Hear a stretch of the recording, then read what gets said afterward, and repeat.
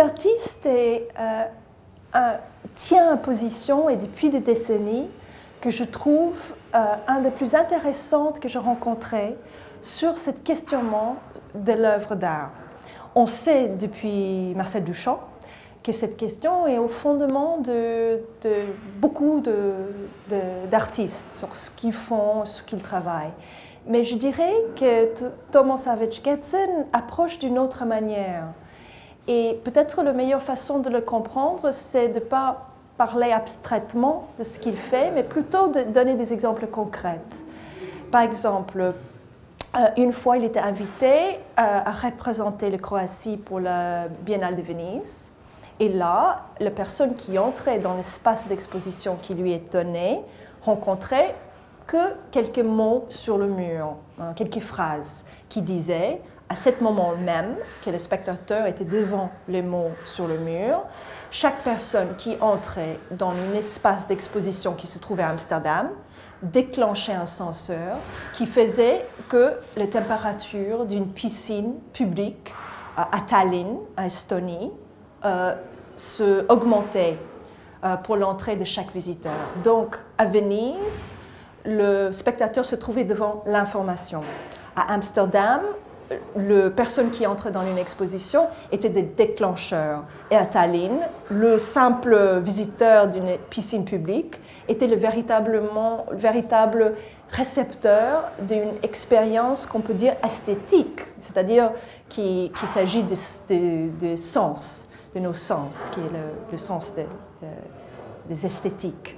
Donc, on sait que cette œuvre-là montre bien qu'il y a 3 lieux différents, 3 personnes différentes à chaque moment, et aucun de eux sont le récepteur de la totalité de l'œuvre qui se situe entre ces 3 lieux et ces 3 expériences. C'est très indicateur de le travail de Savage Gedsen.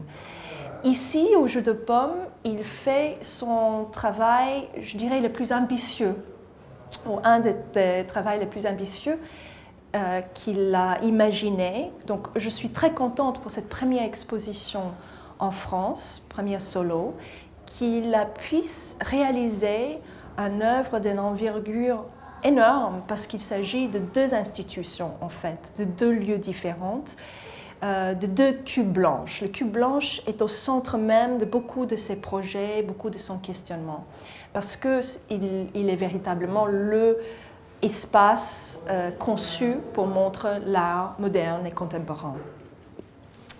Et censé être neutre, censé être un espace parfait pour voir l'œuvre d'art.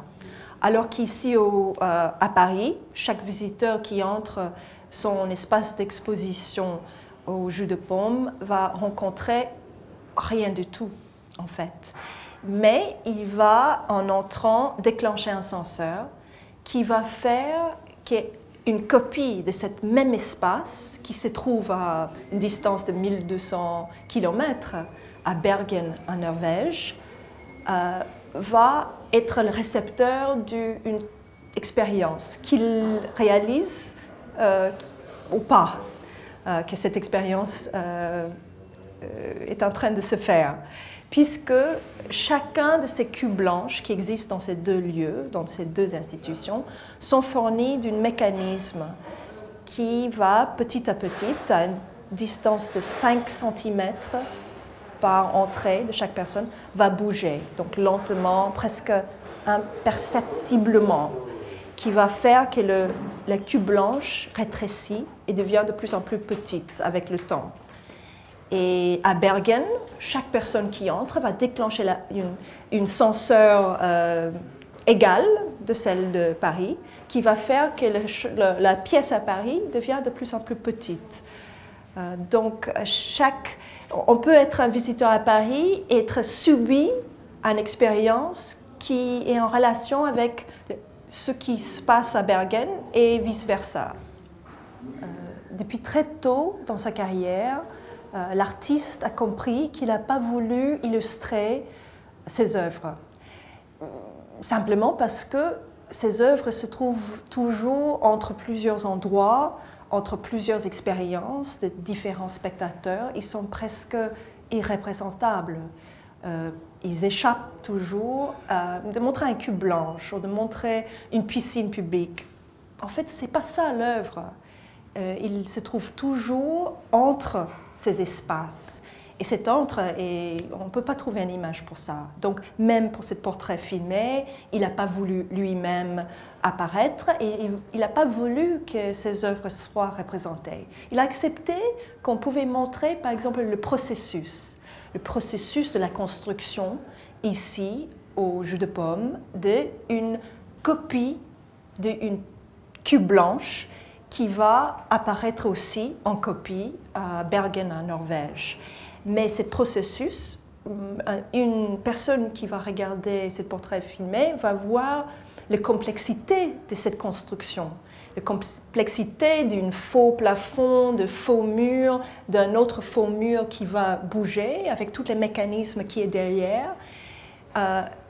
Et peut-être c'est bien de pouvoir voir ça et ensuite comprendre combien son œuvre demande une complexité dans la construction pour en finir à montrer très peu de choses, semble-t-il. Quelqu'un qui va entre l'espace d'exposition va être confronté à ce qui, si c'est bien fait, je crois que ça va être bien fait, qui va apparaître tout à fait comme une salle de musée normale, sans rien. Et personne va, je crois, apercevoir qu'en fait, il y a tout ce mécanisme derrière, qui est caché derrière cette mur blanche, qui va bouger avec une lenteur dont on ne va presque pas le sentir. On va par contre remarquer une différence si on visite l'exposition un lundi, et puis si on va revenir, je crois que c'est fermé lundi, mais si on va visiter un jour et on va venir une semaine après, on va remarquer une différence dans les tailles, dans les dimensions de l'œuvre. Et c'est exactement ça, ce questionnement sur le temps, sur l'idée de quand exactement est-ce que l'œuvre est l'œuvre. Parce que si c'est différent entre un jour et un autre, si c'est différent entre ici et Bergen, si c'est différent pour moi que c'est pour un autre spectateur, où se situe exactement cette œuvre d'art soi-disant autonome? Depuis pratiquement, je crois, le début de son pratique, l'artiste a toujours voulu Untitled, son titre, comme titre de ses objets. Je crois que pour lui, ça résume en fait qu'il ne veut pas donner au spectateur l'impression d'avoir une clé où on n'est ni un énigme, ni une mythologie, ni une histoire derrière ses œuvres. Pour lui, l'œuvre se résume à l'œuvre lui-même, à l'expérience qu'on peut avoir devant ses œuvres ou devant un autre lieu où se trouve le déclenchement de l'œuvre.